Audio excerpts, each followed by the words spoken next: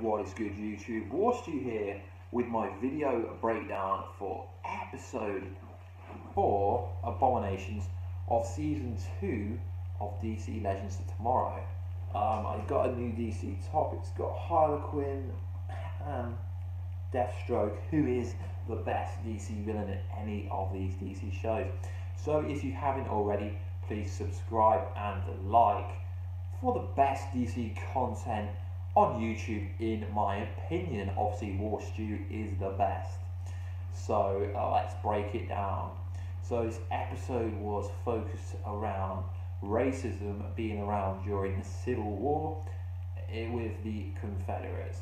So this episode focused on a pirate crashing into the Civil War era.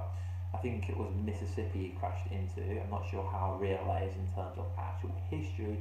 And he turned a lot of Confederates into zombies. So the Legends had to go in and save the day as per normal. But what was interesting is Martin Stein's reaction to discovering that there was some kind of zombie Walking Dead. I mean, he even makes a Walking Dead reference, which I found quite funny, seeing as the Walking Dead is nothing like DC Legends of Tomorrow. So that was quite interesting, his reaction to the zombies.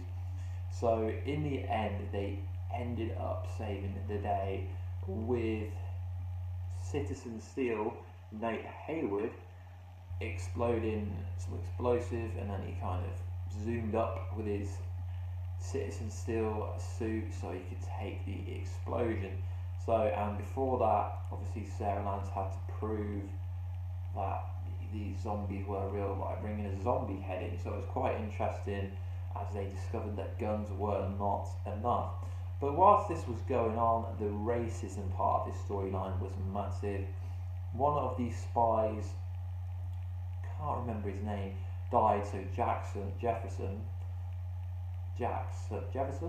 took his place, and he became the kind of spy and was had to kind of deal with being racially abused, which is quite an interesting yet sensitive subject, seeing as racism is still quite high in America, because there's a lot of kind of racism towards the police and coloured people. If you watch the media in America, don't know how real it is, because the media kind of just shows you what they want to show you.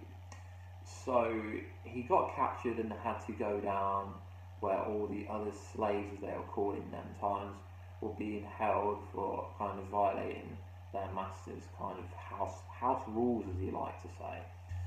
But Vixen didn't hear from him for a while, so Vixen later on went down and basically owned like she does. She's a badass villain. I mean, she kind of used her amulet, necklace amulet, and revved into the gorilla strength again. So they broke out of where they were and basically set the house on fire to kind of get out of it and kind of destroy the zombies, as zombies can't survive a fire. So one of these slaves gave Jefferson the kind of map of the plans that the Confederates have, so that they would win the Civil War, and that's essentially what the episode was. I'm not too sure how close to the kind of history it was, but what is interesting is seeing as Nate Haywood, who is a historian, is coming to it.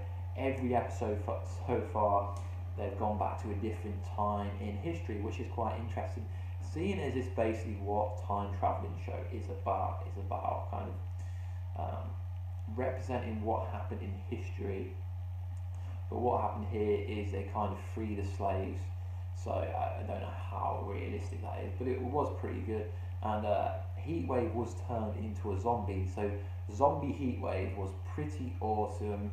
And Ray Palmer, aka the former Atom, who does actually get his Atom suit back during the crossover, so don't worry guys, he will be coming the Atom again within the next 4 to 5 episodes.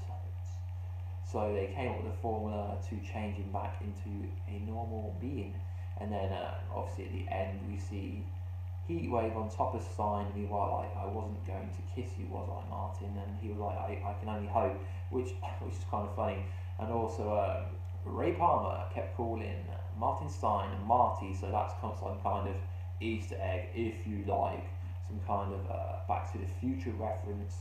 People over the age of 21, maybe 22, I guess, would get that reference.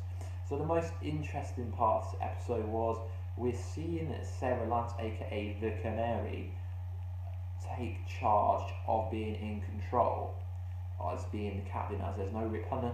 But I personally think that Rip Hunter will be coming back. Let me know down below if you think Rip Hunter's lost in time, or is he gone forever. So right at the end, Captain Cold, Heatwave says he's only ever had one good outsider, as Ray is feeling kind of a bit down as he's got no powers or he feels invaluable, but he's a scientist who can create all these formulas. He saved Nate, he saved Heatwave. So what is interesting is Heatwave gave Ray Palmer the Atom, the Captain Cold gun. So is he Atom Cold or Atom Captain Cold? Let me know down below what we should call him. Should we call him Cold Atom, Cold Palmer, Cold Ray, Cold Atom Ray? I don't know. Let me know down below what we should call him from now on. But we do know he will become the Atom within the next couple of episodes. But I'm going to skip back to the start of the episode, right? So Barry Allen's future 2056 message was there is a war coming. Is this to do with the Mentor storyline, the crossover?